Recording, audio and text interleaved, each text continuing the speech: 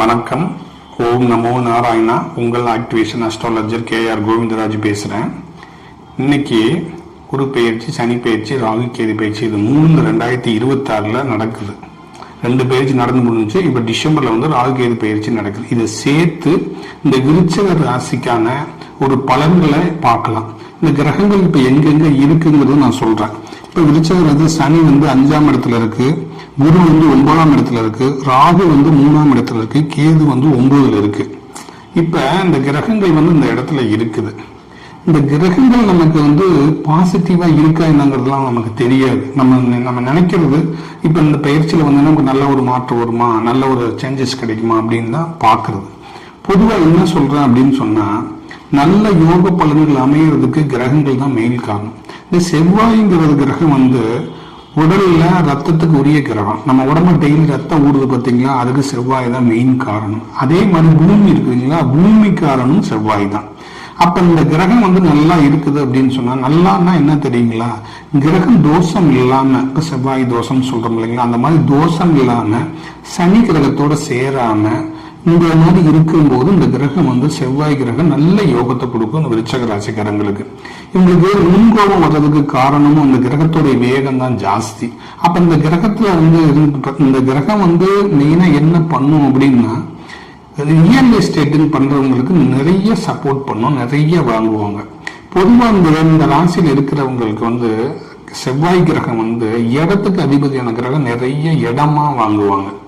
பணம் கையில் இருக்காது, இடங்கள் வாங்கிக்கிட்டே இருப்பாங்க. இந்த கிரகம் நான் சொன்ன மாதிரி சனி கூட புதன் கூட எல்லாம் சேராம இருந்து அந்த கிரகங்கள் நல்ல நிலைமையில இருந்து அந்த கிரகங்களுடைய தசைக்கு சப்போர்ட்டா நடந்துச்சு அப்படின்னு சொன்னா நிறைய இடம் ரியல் எஸ்டேட் பண்றாங்கன்னா மேக்சிமம் இந்த செவ்வாய்க்கு அதிபதியா இருக்கிறவங்க தான் அதிகமா பண்ணுவாங்க. பார்த்தீங்கன்னா நிறைய அது சொத்துக்கள் இருக்கும். இந்த செவ்வாய் நல்லா இருக்கிறவங்களுக்கு எல்லாம் பாத்தீங்கன்னா இடங்கள் நிறைய இருக்கும், நிறைய இடம் வாங்கி போட்டிருப்பாங்க.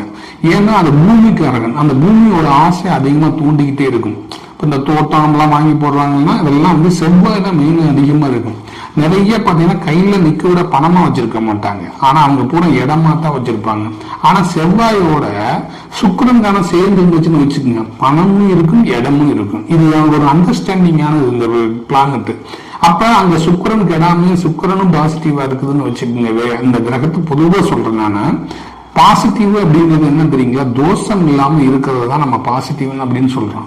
அப்ப யோக பலன்களை வாரி வழங்குறது செவ்வாய் கிரகம் மாதிரி யாரும் கொடுக்க முடியாது. பூரா இடமா வாங்கி கூட, சுக்கிரன் பணமா கொடுக்கறது, இது செவ்வாய் இடமா கொடுக்குறது. இந்த சப்போஸ் இந்த 2 கிரகமே ஒண்ணு இணைவா இருந்துச்சுன்னு வச்சுக்கோங்க, கிரகம் நல்லா இருந்துச்சுன்னு வச்சுக்கோங்க, நிறைய பணம் உங்களுக்கு சேர்ந்துகிட்டே இருக்கு, அக்கௌண்ட்ல பணம் வந்துகிட்டே இருக்கு, இடம் வாங்கிக்கிட்டே இருப்பாங்க. இந்த வெளிநாடு பணம்லாம் உங்களுக்கு தான் அதிகமா வரும். இந்த மாதிரி எல்லாம் இந்த கிரகங்களுடைய பவர் ஆக்டிவேஷன் ஆகிட்டே இருக்கும். விருச்சிகத்துக்கு நீங்க 2ஆம் இடம் குரு. அப்ப இந்த குரு தனஸ்தானத்துல குரு இருக்கிறதுனால இவங்களுக்கு பொதுவா இந்த 2ஆம் இடங்கிறது குரு கெடாம நம்ம கெடாது கெட்டு போயிடுச்சு அப்படின்னு நம்ம சொல்றோம் இல்லை. எதை வச்சு கெட்டு போயிடுச்சு அப்படின்னா செக் பண்ணும்போது தான் தெரியும். அதை எப்படி சொல்றது அப்படின்னா, இப்ப நம்ம டாக்டர்கிட்ட போய் நம்ம எனக்கு காய்ச்சல் இருக்கு அப்படிங்கிறது நம்ம சொல்றதை காட்டிலையும் அவர் செக் பண்ணி பார்த்தா என்ன காய்ச்சல் இருக்கு, எந்த மாதிரி இவருக்கு ட்ரீட்மெண்ட் கொடுத்தா அதை சரியாக நினைக்கிறாங்க இல்லைங்க. அதுதான் நம்ம உடம்பு கெட்டு போச்சு, நமக்கு உடல்நிலை சரியில்லைங்கிறது தான் கெட்டு போங்கிறது. அதே கிரகம் கெட்டு போச்சுங்கிறது தோஷமா இருக்கிறது, அந்த நெகட்டிவான கிரகத்தோட ஜாயின் பண்றது, அந்த கிரகத்தோட தொடர்போட இருக்கிறது தான் நெகட்டிவ்ங்கிறது.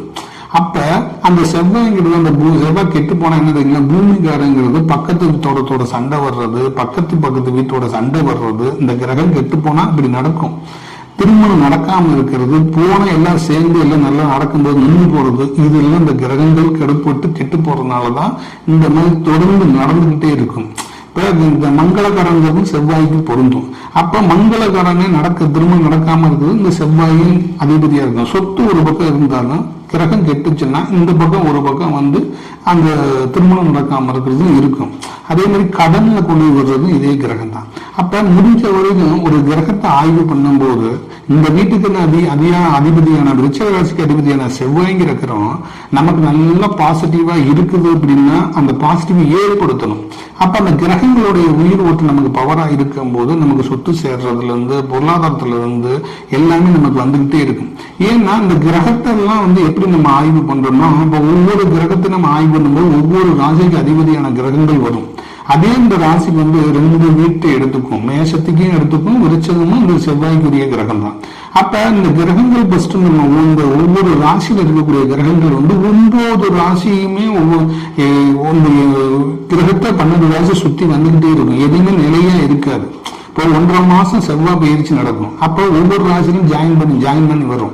அப்போ ஒரு சில மாசத்துல வந்து ஒரு இடங்கள் பேசியிருந்தாங்கன்னா அந்த செவ்வாய் வந்து சுக்கரனுடைய வீட்டுல துலாம் ராசியில ரிஷப ராசிலேயோ சுக்கரனுடைய வீட்லயோ அது சேரும்போது டக்குன்னு அந்த ரெஜிஸ்ட்ரேஷன் முடிஞ்சிடும். இந்த மாதிரி தடைகள் இல்லாதப்ப அது நடந்துடும். அதே மாதிரி இவங்களுக்கு அமையறவங்க பார்த்துங்க, இந்த ராசியில இருக்கிறவங்க மேக்சிமம் பார்த்து சுக்கரனோட ரிஷப ராசியில இருக்கிறவங்க துலாம் ராசியில் இருக்கிறவங்க போனாங்கன்னா ஒரு வேலை வந்து அவங்களுக்கு சக்சஸ் ஆகும். கிரக இணைவு நமக்கு யோகத்தை கொடுக்கும் நம்ம சொல்ற முடியல. அதே மாதிரி இவங்க சந்திக்கிறவங்களும் இந்த மாதிரி இவங்களோட சந்திக்கும் போது அவங்களுக்கு அந்த சக்சஸை கொடுத்துரும். ஏன்னா இது விரும்புறதே அவங்க வசதியான ஆளத்தான் அவங்க விரும்புவாங்க. இந்த ராசியில இருக்கிறவங்க அவங்களுக்கு போய் பார்க்க போனாலுமே அந்த துலாம் ராசி ரிஷப ராசி இந்த 2யுமே தான் அதிகமா போய் பார்க்கறது விரும்புவாங்க. ஏன்னா இந்த 2மே சுக்கரனுடைய வீடு இல்லைங்களா, அது இந்த அவங்களுக்கு வந்து அந்த மாதிரி இருக்கிறவங்களோட நட்பு வச்சு அந்த மாதிரியோடைய அந்த யோக பலனா இருக்குது அப்படின்னு சொல்லி டக்குன்னு இதுவாங்க. இல்லை அப்படிங்கும் போது அவங்களுக்கு சாபம் இருந்து இவங்களுக்குன்னா இவங்க போய் லாக் ஆகிடுவாங்க. இப்ப இதெல்லாம் இருக்கு. அப்ப நம்ம பார்க்கும்போது என்ன பார்க்கணும் அப்படின்னா பொதுப்படையா பார்க்காம 9 கிரகமும் இப்ப இந்த விருச்சிக ராசியில இருக்கிற 9 கிரகங்களும் இந்த ராசி கட்டத்துல ராசிங்கிறது வந்து பொதுவான 12 ராசியை கொடுக்கிறது, லக்னங்கிறது உயிர் கொடுக்கிறது.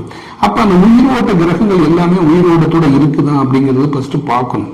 உயிரோட்டங்கள் இருந்துச்சுன்னா ஆக்டிவேஷன் இருந்துகிட்டே இருக்கும், உயிரோட்டம் இல்லைன்னா ஆக்டிவேஷன் இல்லாம இருக்கும். அப்ப ஆக்டிவேஷன் இல்லாம இருக்கிறது தடையை ஏற்படுத்துறது, ஆக்டிவேஷனோட இருக்கிறது தடை இல்லாம நடக்கிறது.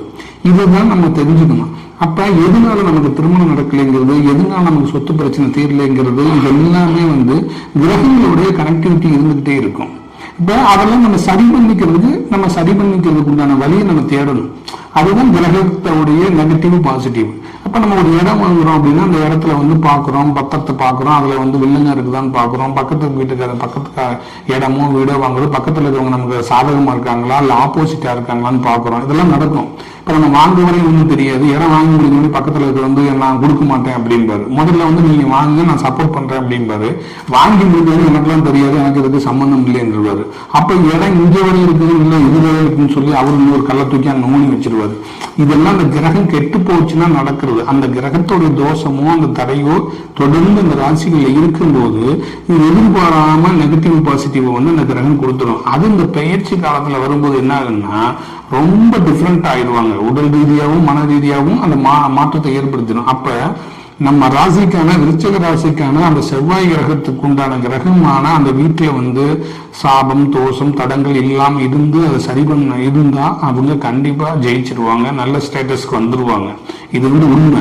அப்ப அந்த ராசியில் இருக்கிறவங்க என்ன பார்க்கணும் அப்படின்னா அவங்களுக்கு இந்த 9 கிரகங்களும் நமக்கு நெகட்டிவிட்டியில இருக்குதா பாசிட்டிவ்ல இருக்குதா அப்படின்னு நம்ம செக் பண்ணி பார்க்கணும். அப்ப நம்ம என்ன பண்றோம் அப்படின்னா ஒவ்வொரு கிரகத்தையும் வந்து அந்த கிரகங்கள் உயிரோட்டத்தோட பாசிட்டிவா அவங்களுக்கு இயங்குதா இல்ல தடை ஏற்படுத்தி தோஷமா இயங்குதா அப்படிங்கறத நம்ம பார்க்கிறோம். அப்படி பார்த்து நம்ம அதை சரி பண்ணும் போது அவங்களுக்கு சக்சஸ் கொடுக்கும். அப்ப தொடர்ந்து என்னுடைய வீடியோ பார்க்குற நேயர்கள் பிடிச்சிருந்தா லைக் பண்ணுங்க, ஷேர் பண்ணுங்க. அடுத்த வீடியோல சந்திப்போம். நன்றி நேயர்களே, வணக்கம்.